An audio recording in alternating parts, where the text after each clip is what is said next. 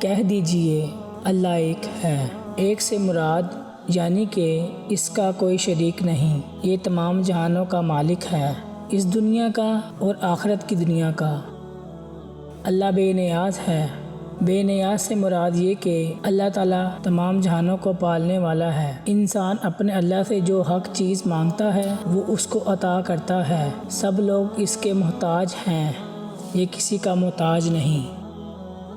نہ اس کی کوئی اولاد ہے نہ وہ کسی کی اولاد ہے۔ اللہ اکیلا ہے، نہ اس کا کوئی ماں باپ ہے، نہ اس کی کوئی اولاد ہے اور نہ اس کا کوئی ہم سفر ہے۔ اللہ کے سوا کوئی معبود نہیں، یہ اکیلا ہے، اللہ کا کوئی ہم سفر نہیں۔